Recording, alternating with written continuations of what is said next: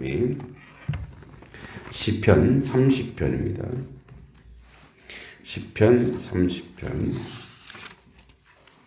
1절부터 12절 우리 전체 한번 읽어보겠습니다.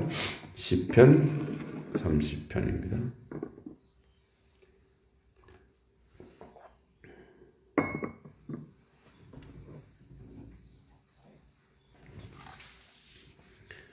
같이 한번 읽어보겠습니다.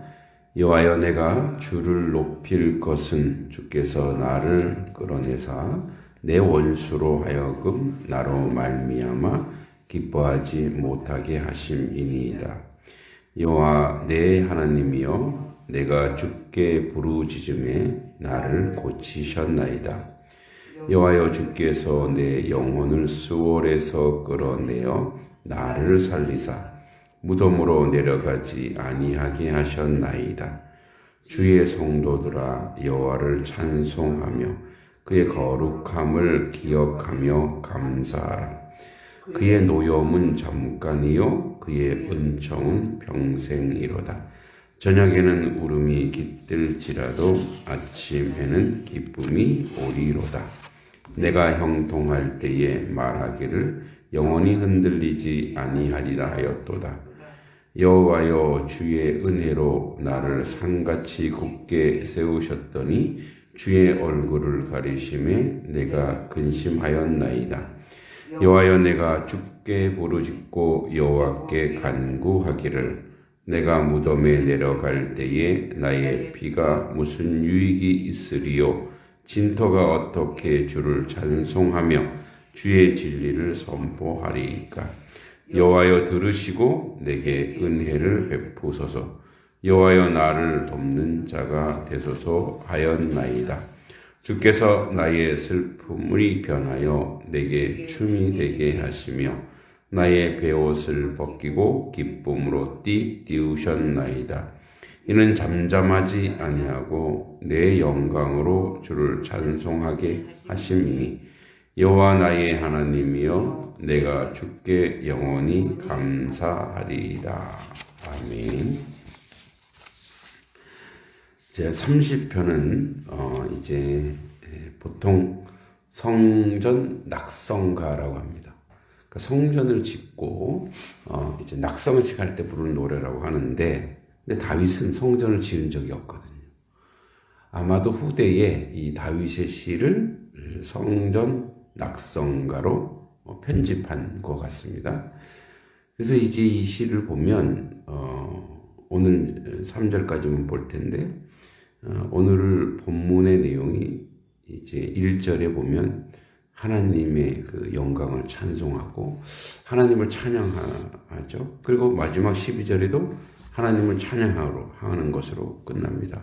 흔히 이제 이 구조를 수미상관법이라고 해서 처음과 끝이 똑같죠.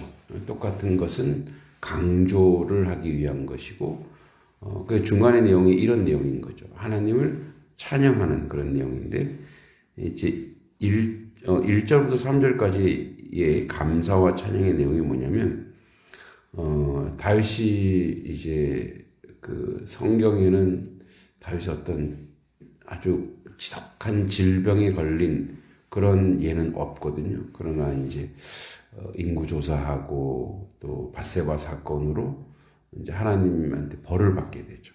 벌을 받게 되는데, 이제 백성들이 함께 고통당하게 되죠.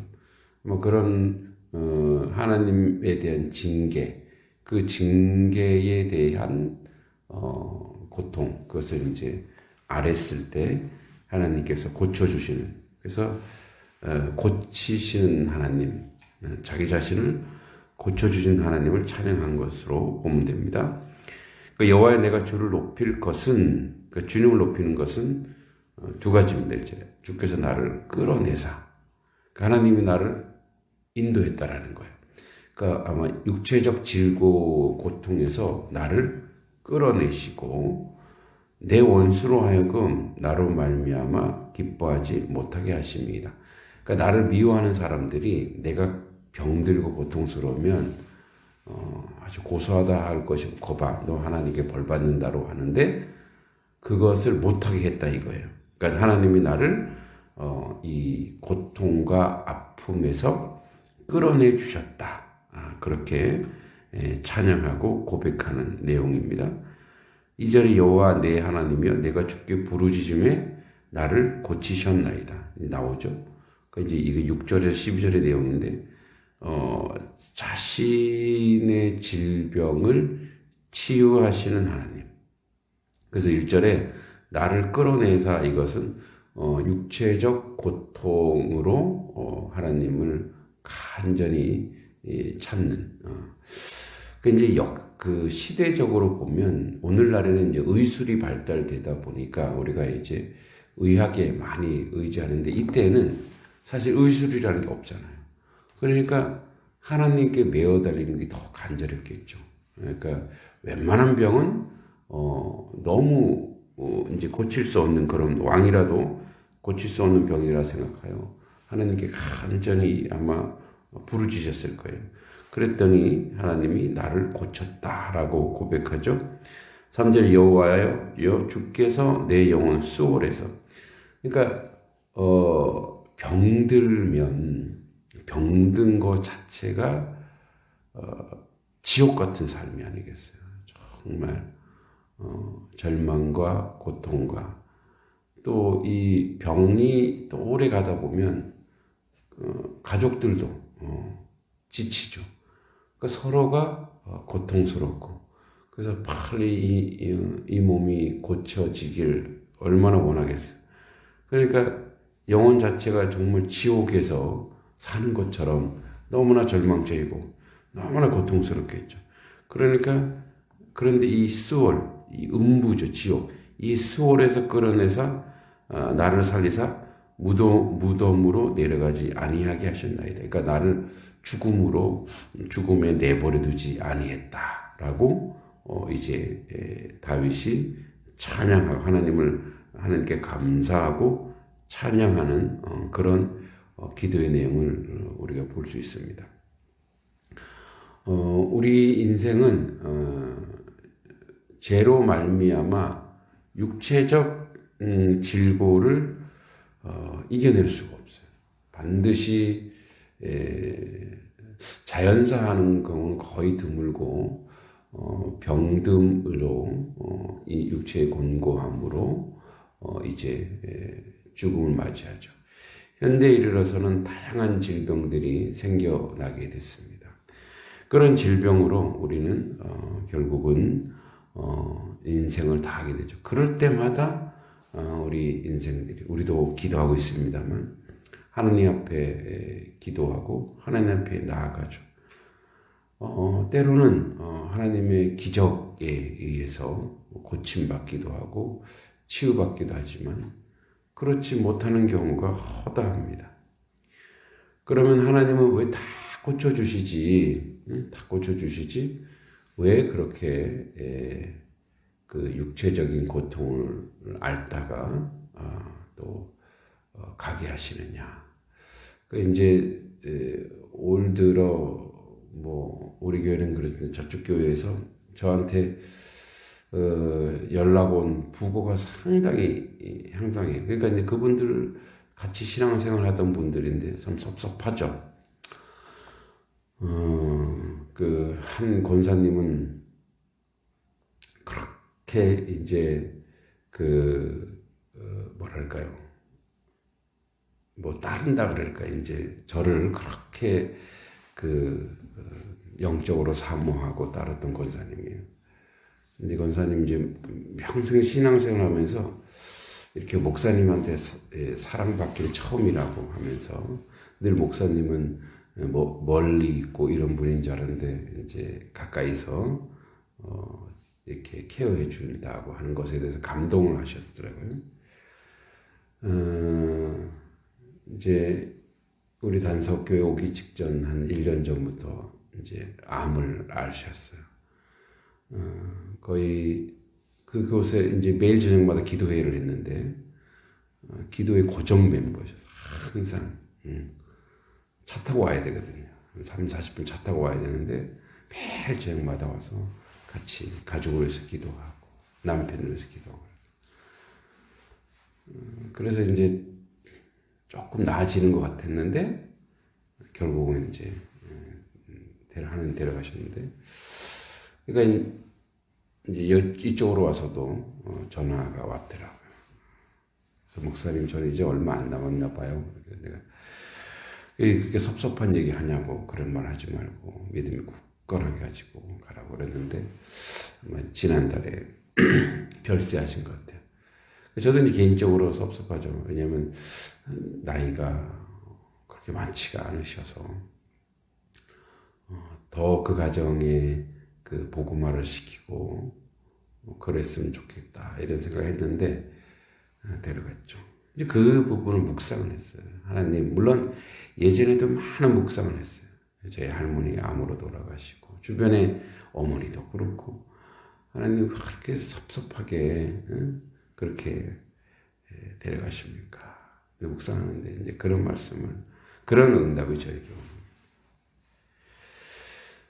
그래, 이 땅에서 고쳐서 또 살아가고 또 힘을 얻고 그럴 수 있지.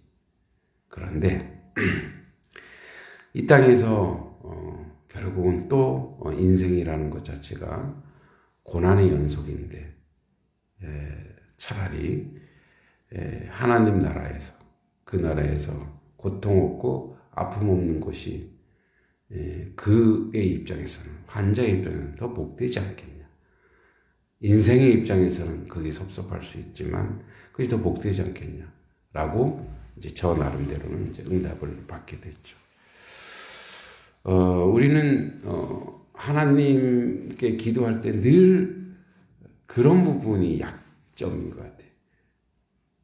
인생의 시각에서 복과 저주를 나누고 있다라는 거예요. 인생의 시각에서. 근데 하나님의 시각에서 보면 복과 저주가 완전히 달라질 수 있어요. 우리는 이 땅에 있을 때 우리가 함께 할 우리의 환우들, 우리 지체들에서 기도해서 고침받고 또 그걸 통해서 하나님께 영광 돌리고, 우리가 최선을 다해서 그 부분 맞아요. 정답이긴 하지만 우리가 해야 될 일이 책임이고 의무이긴 하지만, 그러나 환자 입장에서, 하나님의 입장에서 보면 하나님께로 가는 것조차도 또 복이고 은혜라는 걸 알아. 우리 쪽에서는 항상 그 부분이 축복이라는 것에 대해서 신앙으로 가져가야 되고 믿음으로 가져가야 돼요. 괜히 그것 때문에 섭섭해서 하나님 왜 그러셨냐고 막 그렇게 하는데, 그건 우리 입장이에요. 우리 입장. 왜냐하면 그 인생의 그 아픔과 고통을 통해서 주는 영적인 의미가 좀 있는 것 같아요. 뭐냐면 우린 그렇게 약한 존재다. 그리고 우리는 결국 하나님 앞으로 갈 인생이다. 그리고 우리는 늘 죄인이다. 그러므로 그 우리가 죄인이므로 그 십자가의 은혜가 더 간절하고, 이 땅에 그래서 유한한 인생이기에 속된 말 있을 때 잘해라.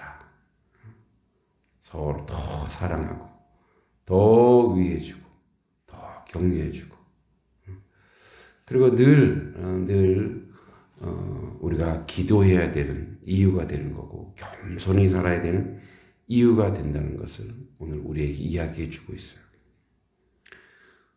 이틀 전인가 제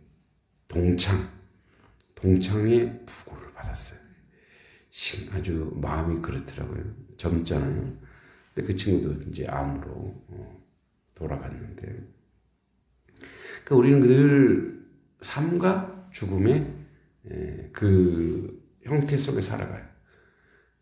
근데 그때마다 우리의 신앙이 어디 있느냐가 중요해요. 결국 다윗도 이렇게 고침받았지만 결국 또 하나님께 데려가는 거죠. 결국은 하나님 앞으로 가게 되어 있는 거죠.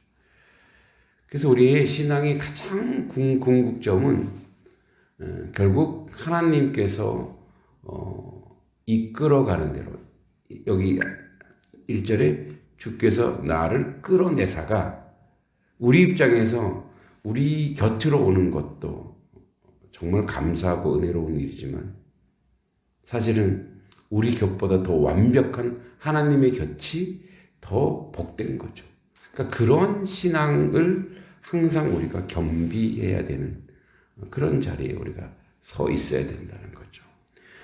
늘 우리는 기도합니다. 기도하지만 그 기도 안에는 하나님의 이끄심도 우리가 항상 생각하고 또 우리가 간절히 하나님 그래도 함께 신앙생활을 하며 함께 건강하게 주 앞에 함께 있는 것도 소망하는 그런 이중적인 믿음을 가지고 그래서 궁극적으로 우리 모두는 하나님께로 갈 하나님 백성에게 그것을 통해서 더 견고하고 확실하게 믿음을 가지는 거죠. 더 견고하고 확실하게 하나님 나라가 있고 천국이 우리 가운데 있다는 걸 확실하게 가지고 그 은혜와 그 믿음으로 오늘도 우리가 승리하길 바랍니다.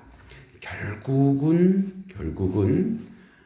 이 모든 일들로 하나님만 영광 받으시옵소서의 고백이 하나님 뜻대로 하사 하나님께 영광되게 하옵소서 그 고백이 우리 모든 인생 가운데 있기를 간절히 소망하며 기도합니다.